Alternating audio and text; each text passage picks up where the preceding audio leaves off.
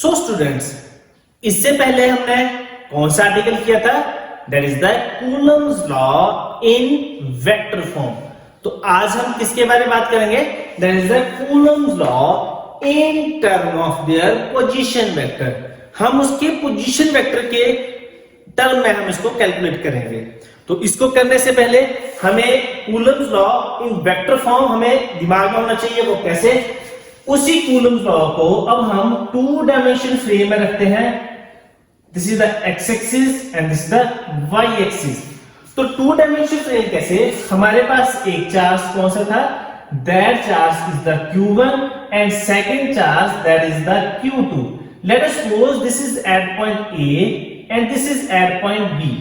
सो origin से लेकर यहां तक के लिए अगर हम एक लाइन ड्रॉ करें तो ये क्या करेगा? ये इसका पोजीशन बताएगा। जैसे कि लेट अस सपोज ये मेरे पास एक डस्टर है। अगर इस डस्टर की पोजीशन को मैं बता दूं अपने रिस्पेक्ट में, लेट अस सपोज मेरी आई यहां पे है, यहां से लेकर यहां तक का जो डिस्टेंस है दैट इज द पोजीशन। ये क्या बता रहा है? इसकी पोजीशन को। So this is called as position vector. Similarly यहां से लेकर यहां तक के लिए पोजीशन वेक्टर आ गया, और Q1 है तो इसके लिए पोजीशन वेक्टर लिखते हैं हम R2। ये वेक्टर है तो लगाएंगे हम R1 वेक्टर।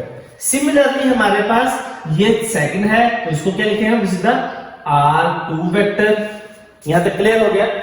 बाकी कूलम्स लॉ के अकॉर्डिंग हमें पता है ये वाला डिस्टेंस, इस डिस्टेंस को हम नाम लिखेंगे बाद में। फिलहाल यहां पे जो फोर्स लगती है, अब हम देखेंगे ये जो फोर्स थी that force is the F force. किस पे लग रही है? 2 पे। किसकी वजह से? 1। सो F21। सिमिलरली ये वाली फोर्स कौन सी थी? This is the force on 1 due to 2। इसके अकॉर्डिंग इसका जो पोजीशन वेक्टर था दैट इज द R12, और इसके अकॉर्डिंग जो पोजीशन वेक्टर था this is the R21। So this is the diagram for Coulomb's law in term of their position vector. तो अब हमें इससे पहले अब हम बात करेंगे फोर्स F21 की। F21 हमने last lecture Coulomb's law in vector form में हमने इसकी वैल्यू निकाल ली थी, और वो वैल्यू क्या थी? According to Coulomb's law in vector form, उसके अकॉर्डिंग F21 की वैल्यू क्या निकली थी? Yes, F21 is equal to 1 upon 4 pi epsilon naught Q1 Q2 upon, हमने यहां से लेकर यहां तक का डिस्टेंस लिखना है तो इसके लिए मैं एक नोटेशन लिख लेता हूं। That notation is the R vector 1 2 का स्क्वायर इनटू R कैप, क्योंकि फोर्स F21 ले रहे हैं तो उसकी डायरेक्शन में जो उसका यूनिट कैप आ रहा है that is the R cap 1 2। सो ये हमारे पास आ गई दैट इज द फोर्स 2 1।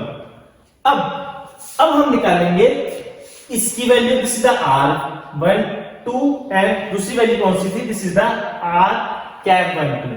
तो अब हम यूज करेंगे triangle law of vector addition.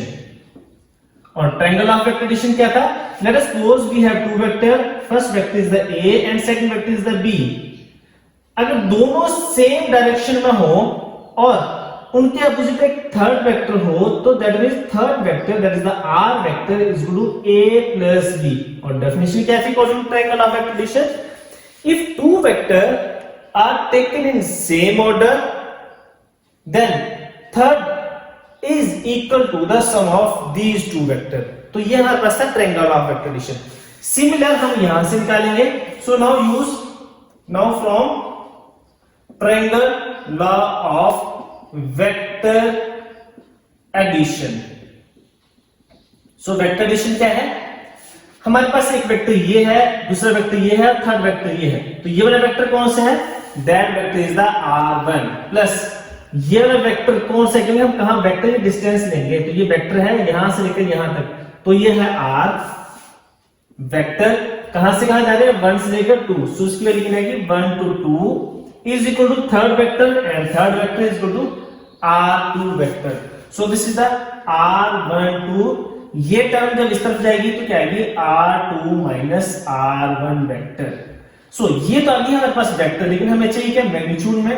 So in magnitude, ये मैग्नीट्यूड के लिए एक सिंबल आएगा, that is the R vector 1 2 1 2 के साथ हम एक दो स्पेस लाइन लगाएंगे। So that is equal to r2 minus r1। So this is the magnitude. तो हमारे पास ये वैल्यू तो आ चुकी है, अब हम निकालेंगे r12। आपने वेक्टर प्लस वन में देखा था कि vector that is equal to magnitude into its direction. तो हमारे पास अभी वेक्टर कौन सा है, हमारे पास that is the vector is the r12। So vector is equal to magnitude and magnitude is equal to r12। इसकी जो डायरेक्शन कौन सा रिप्रेजेंट कर रहा है, that is the r unit vector 12। So r unit vector 12 that is equal to, ये इसके नीचे आ जाएगा क्रॉस मल्टीप्लिकेशन से, this is the r12 divided by its magnitude. So ये वाली वैल्यू हम यहां पे पुट कर देंगे और इसकी वैल्यू हम निकाल चुके हैं। ये वाली वैल्यू थी हमारे पास r12 की और ये वाली वैल्यू किसकी आ गई थी, मैग्नीट्यूड की। तो सबसे पहले हम इस इक्वेशन में पुट कर देते हैं। सो इसको इक्वेशन नंबर स्टार मान लेते हैं। सो फ्रॉम इक्वेशन स्टार कौन सी है, f21 which is equal to 1 upon 4 pi epsilon naught। Next is the q1 q2 upon r1 square, इसको फिलहाल ऐसे रहने देते हैं और इसकी वैल्यू कितनी आएगी, इसकी value is equal to r vector divided by its magnitude. तो ये दोनों टर्में आपस में मल्टीप्लाई हो जाएंगी, तो हमारे पास इक्वेशन क्या बन जाएगी, 1 upon 4 pi epsilon naught q1 q2 upon r vector 1 2 का मैग्नीट्यूड। ये 2 है और ये 1 के नाम के cube. Next is the r12 vector. तो अब हम यहां से r12 की वैल्यू पुट कर देंगे और यहां से इसकी वेक्टर की वैल्यू पुट कर देंगे। So f21 is equal to 1 upon 4 pi epsilon naught q1 q2 upon what is the value of r12, magnitude में, magnitude is equal to r vector 2 minus r1 vector cube into r12 and r12 की value कितनी थी, so this is the r2 minus r1। So this is the value of f21। Similarly हम किसकी value निकालेंगे, f12 की, and f12 is equal to 1 upon 4 pi epsilon naught q1 q2 upon upon r1। जहां पे हम 1 लिख रहे थे, सिंपली इसको ऐसे रन करना है, जहां पे 2 था वहां 1, जहां 1 था वहां 2, बाकी सारी टर्म में ऐसे ही लिखना शुरू कर देंगे हम। तो यहां पे कितना आ जाएगा, दिस इज द r2 है, तो ये कितना बन जाएगा r1 माइनस यहां 1 था, यहां पे कितना आ गया 2 cube. Next is the r1 minus r2। तो ये हमारे पास पोजीशन वेक्टर की फॉर्म में कूलम्स लॉ आ चुका है। सो दिस इज द फोर्स 1 2। सो इसके बाद हम करेंगे इसके सिग्निफिकेंस। सो सिग्निफिकेंस क्या थे, according to Coulomb's law in vector form that forces are equal and opposite to each other. So this is the first significance. This is the Coulomb's law in term of position vector. Thank you.